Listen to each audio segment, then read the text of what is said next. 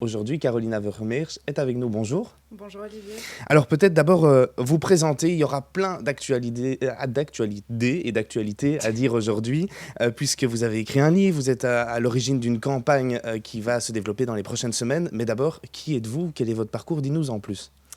Alors qui je suis? C'est une vaste question ça, mais en gros j'ai créé une ASBL qui s'appelle The Lemon Spoon il y a 4 ans.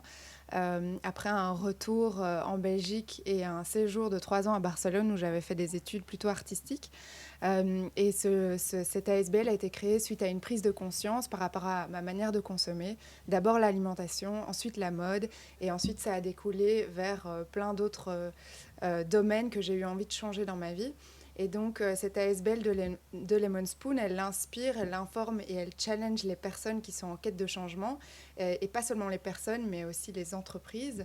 Et de tous ces changements et de ce parcours entrepreneurial a découlé le livre Comment j'ai arrêté de me presser le citron, qui est sorti il y a 3-4 mois. Alors avant d'en venir au livre, il vient d'où ce déclic? Vous parlez d'un déclic où à un moment donné, il y a eu un changement sur votre façon de consommer, etc. Ça a été quoi ce déclic? Mais c'est venu très naturellement. J'ai lu un livre de Deliciously Ella, qui est une londonienne qui a écrit un livre de recettes véganes, qui s'est soignée grâce à son alimentation, parce qu'elle avait une maladie grave. Et ce livre m'a bouleversée, alors que c'est un livre ultra classique. Je ne sais pas pourquoi, mais voilà, parfois les déclics viennent de choses improbables. Et donc j'ai commencé à mettre plus de conscience dans mon assiette. Et puis je me suis dit, mais si tu respectes ton corps, tu dois aussi respecter la nature et ce qui l'entoure. Et puis comme je faisais beaucoup trop de shopping, je me suis dit, mais au fond, il y a quand même peut-être des conséquences à tout ça, autant sur moi-même que sur la planète. Et donc, j'ai commencé à avoir toute une série de déclics, en fait, dans tous les domaines de ma vie. Et donc vous êtes arrivé à vous-même écrire ce livre, comme vous l'avez dit. Donc comment j'ai arrêté de me presser le citron? Il parle de quoi ce livre en fait? Alors, c'est vraiment un espèce de mix qui parle d'un changement holistique, donc un changement global dans tous les domaines de la vie quotidienne. On pourrait parler d'un petit manuel de la vie contemporaine qui parle autant c'est un peu une autobiographie mélangée avec des conseils pratiques et de la philosophie. Et enfin, de chaque chapitre, on retrouve aussi énormément de références, qui sont toutes les références, que ce soit des documentaires, des livres, des chansons même, qui m'ont aidée dans ce changement pour approfondir dans les sujets. Alors les sujets qu'on peut trouver dans le livre, c'est l'alimentation, le voyage, la maison, le développement personnel, même si j'aime pas trop ce mot, mais voilà, la thérapie, le rapport à l'argent, la liberté. Enfin voilà, c'est très très vaste. Mais du coup, vous parlez comme ça de plein de sujets, mais très concrètement, qu'est-ce que ça a changé dans votre quotidien? Est-ce que vous avez peut-être un ou deux exemples concrets? Vous parlez du voyage, de l'alimentation, mais donc au quotidien, ça a changé quoi pour vous? De changer peut-être de mode de vision, de changer de mode de vie? Ça a changé énormément de choses. En fait, moi, j'étais une personne à la base très, très anxieuse. Je le suis toujours un petit peu parce qu'on ne change jamais du tout au tout et c'est un processus, évidemment, le changement. C'était un peu le chaos dans ma vie. J'avais toujours besoin de faire tout à 1000 à l'heure, de tout contrôler. Et en fait, d'amener tous ces changements, d'amener un peu plus de lenteur dans tous ces domaines de ma vie, ça m'a permis de prendre conscience d'une manière d'être qui n'était pas forcément moi, en fait. Je m'étais approprié des choses de mon éducation qui appartenaient plus à la société ou à l'éducation que j'avais reçue dans ma famille, etc. Mais je pense qu'au fond, on est tous uniques et on n'a pas tous besoin d'être formatés par la société. Et donc, j'avais vraiment eu ce besoin de désapprendre pour réapprendre. Et je ne sais plus si ça répond à la question, mais voilà. Mais c'est surtout de savoir, du coup, concrètement, si on prend la gastronomie, enfin, si on prend Ah, tout ce qui est voilà. alimentaire, si on prend par exemple les voyages ou n'importe, qu'est-ce que ça a changé? Est-ce que vous avez un ou deux éléments concrets Oui, qui ont oui. changé dans votre quotidien? Mais je prends moins la voiture, je me déplace plus en vélo en ville, je prends moins l'avion, enfin beaucoup moins qu'avant. J'essaie de l'éviter tant que je peux, parce que le train reste quand même une alternative super chère.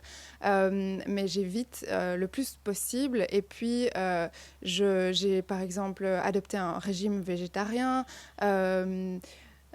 Il y a tellement d'exemples en fait qui sont répertoriés dans ce livre que parfois je les oublie même, tellement ça est devenu un peu évident dans ma vie, mais voilà. Et donc on peut retrouver aussi plein de bons conseils dans ce magnifique livre qu'on montre aussi juste à notre caméra. Et donc De là, vous avez été contacté récemment par une association en France. Tout C'est à fait, ça? oui. Mais quelle association et dans quel but?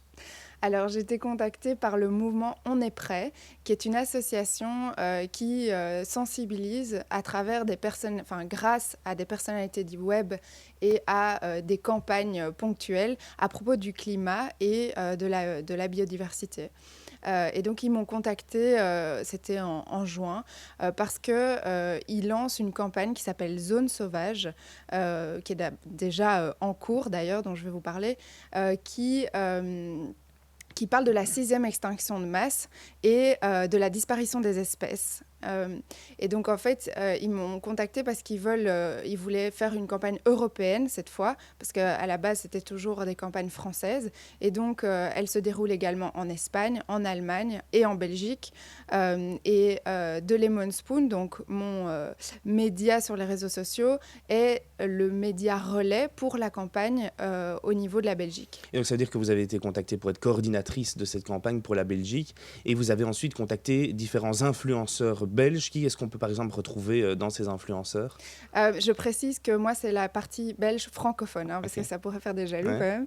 Mais dans ces influenceurs, on retrouve Matt se fait des films, Silent Jill, Bendo, Elena, Juliette Bonhomme, Rachel Essentiel. Adélaïde Charlie aussi, qu'on connaît pour défendre aussi le climat. Et du coup, chacun de ces influenceurs doit se faire représenter, doit choisir une espèce en voie d'extinction, c'est bien ça? Exactement. Donc chaque influenceur ici va s'approprier un animal totem qui est en voie d'extinction. C'est évidemment, je précise, ces animaux, on les a sélectionnés avec des scientifiques belges, notamment l'association Ensemble pour la biodiversité, qui sont les scientifiques du musée de sciences naturelles à Bruxelles, qu'on connaît très bien avec les dinosaures, etc. Et donc ces 12 animaux ont été sélectionnés et chaque personnalité va s'approprier un animal et on va sortir un animal entre le 15 et le 27 septembre, un par jour, qui va être représenté par cette personnalité du web qui va en parler pour proposer des actions concrètes en fait, pour lutter contre son extinction. Et donc le but de cette campagne, c'est de conscientiser forcément les citoyens sur la disparition de ces espèces, et puis vous espérez avoir une prise de conscience réelle du citoyen. C'est quelle chose concrète de nouveau vous allez dire aux gens pour sauver ces différentes espèces? C'est une bonne question. J'ai un peu poussé un coup de gueule hier soir sur mon Instagram parce que j'avais posté une photo de nature et d'un bel animal. Et puis, j'ai remarqué qu'il n'y avait juste pas de like après une demi-heure. Alors que quand je poste une photo super voyeuriste de moi ou que sais-je, il y a tout de suite plein de likes. Et je me suis dit, mais on va mal, quoi. En plus, demain matin, je vais parler de biodiversité et en fait, ça intéresse personne. Alors que les gens ont vraiment du mal à faire le lien entre la biodiversité, c'est-à-dire les animaux qu'on ne connaît pas, en fait, parce qu'il y en a une variété énorme, et nous. Et la 6e extinction de masse, c'est quoi? C'est en fait le fait qu'il y a un déclin des espèces qui est gigantesque. Et que depuis, il y a 68% des vertébrés qui ont disparu depuis 1950, c'est quand même pas rien et c'est une courte période.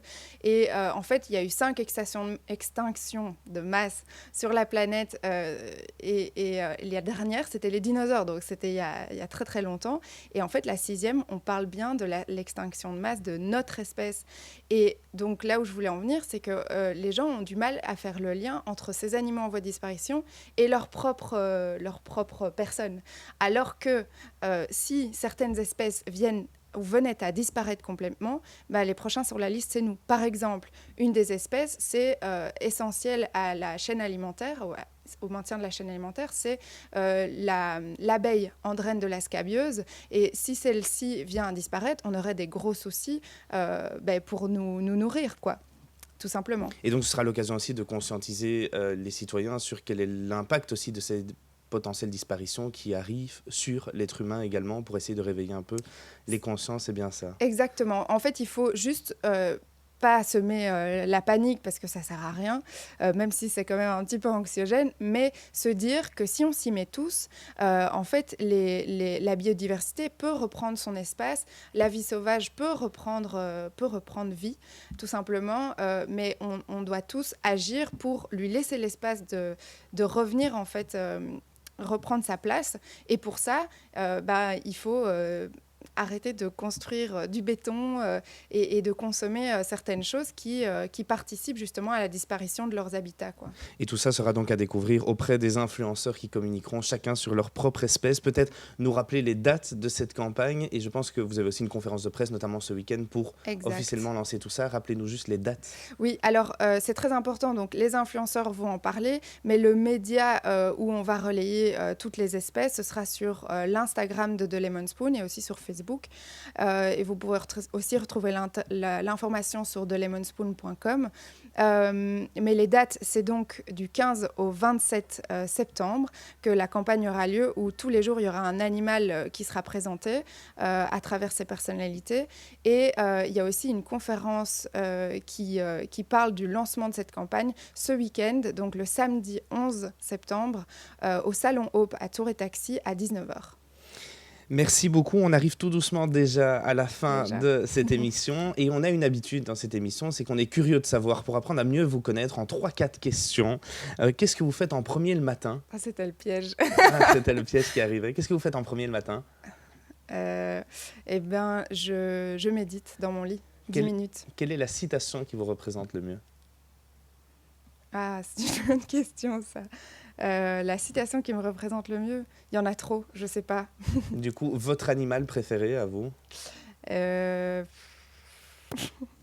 Question piège. Le chien. Ce ne sont que des questions pièges et 2022 sera l'année de la réussite. Merci beaucoup, Caroline Havermeersch, d'être avec nous. Je rappelle que vous avez aussi sorti un livre qui est toujours disponible et que les gens peuvent se procurer. Et puis surtout une campagne qui va se lancer bientôt sur The Lemon Spoon. On vous retrouve sur les réseaux sociaux. Mais surtout, ne quittez pas, restez avec nous puisqu'on va vous proposer la vidéo de teaser de cette campagne qui se déroulera dans les prochaines semaines. Quant à nous, on se retrouve mardi prochain, même endroit, même heure. À très vite, bon week-end. Tu es prêt à exprimer l'animal qui est en toi ? Partons aujourd'hui à la rencontre d'une espèce indispensable à la vie. Voici l'abeille. Saviez-vous qu'elle contribue à la pollinisation de 80% des espèces de plantes à fleurs, Patrick ? Non, je ne le savais pas, Sandrine. Ces plantes ont besoin d'elle pour se reproduire. Et si les abeilles venaient à disparaître, autant vous dire que l'impact sur notre agriculture serait catastrophique. Il est où la babeille ? Happy Baby, qu'est-ce qui se passe là ? Vous avez pas entendu ce qu'elle vient de dire ? J'ai pas bougé, hein, chef ? Oh, il a pas bougé. Très bien. Ah bah c'est parfait ça. Je suis là, feu. Les amis, qu'on le veuille ou non, ce qu'on appelle brutalement la 6e extinction de masse est enclenchée. L'activité humaine actuelle réduit à une vitesse de plus en plus folle la biodiversité qui nous entoure. À côté du tristement célèbre ours polaire, il existe de nombreuses espèces localement menacées chez nous, dont on ne parle jamais. Sauf que sans cette biodiversité, La prochaine espèce sur la liste est disparue, c'est nous. Jesus. Eh ben, on n'est pas dans la merde, hein. Non, de Dios. Et il y a aussi une bonne nouvelle, c'est qu'on peut encore agir. On peut agir pour nous, pour nos générations futures, et aussi pour éviter des catastrophes naturelles comme celle qu'on a connue cet été en Belgique. Le mouvement On est prêt lance Zone Sauvage, une campagne européenne pour sensibiliser à la 6e extinction de masse.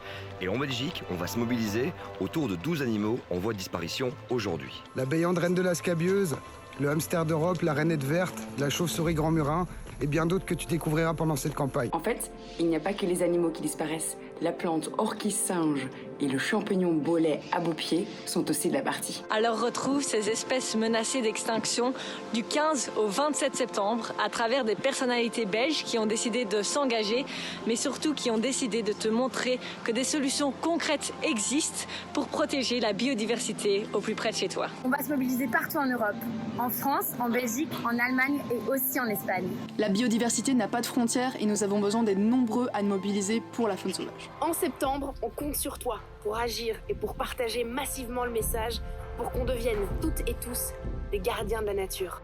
Tu es prêt à exprimer l'animal qui est en toi ? Et Kate, bienvenue en zone sauvage.